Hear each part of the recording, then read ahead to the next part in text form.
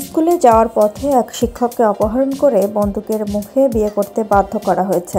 অভিযোগ উঠেছে ওই নারীর সঙ্গে অবনীশ কুমার নামের ওই শিক্ষকের 4 বছরের প্রেমের সম্পর্ক ছিল।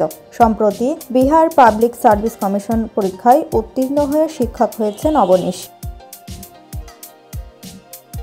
নিজ স্কুলে যাওয়ার সময় ওই শিক্ষকের পথ রোধ করে কিছু ব্যক্তি। গাড়ি থেকে নেমে অবনীশের দিকে বন্দুক তাক করে অপহরণ করে তারা। পরে মারধর করে একটি মেয়ের সঙ্গে জোরপূর্বক বিয়ে দিয়ে দেয়। যদিও বিহারের এমন ঘটনা নতুন নয়, তবে পুলিশ বলছে বিগত 30 বছরের মধ্যে 2024 সালে এমন বিয়ের ঘটনা বেড়েছে। স্থানীয়দের মধ্যে এটি পাকদোয়া বিবাহ নামে পরিচিত। এসব বিয়ের ক্ষেত্রে অবিবাহিত পুরুষদের মাথায় বন্দুক ঠেকিয়ে বিয়ে করতে বাধ্য করা হয়। অবনীশের যার সঙ্গে বিয়ে দেওয়া হয়েছে সেই গুঞ্জন অভিযোগ করে বলেন, সে আমাকে বিয়ে করে সংসার করার প্রতিশ্রুতি দিয়েছিল, আমাকে তার স্কুলেও নিয়ে গিয়েছিল। আমরা 4 বছর ধরে প্রেম করেছি, কিন্তু যখন আমার পরিবার তাকে বিয়ের জন্য যোগাযোগ করি তখন সে বিয়ে করতে অস্বীকার করে।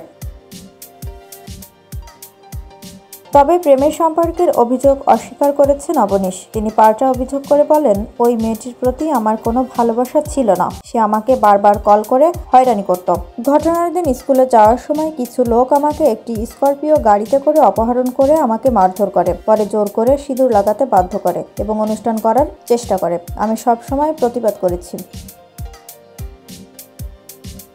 জানা গিয়েছে, বিয়ের পর অবনীশ পালিয়ে যেতে সক্ষম হয় বলে জানা গেছে। গুঞ্জন অবশেষে বাড়িতে পৌঁছালে অবনীশের পরিবার তাকে তাদের পরিবারের অংশ হিসাবে গ্রহণ করতে অস্বীকার করে।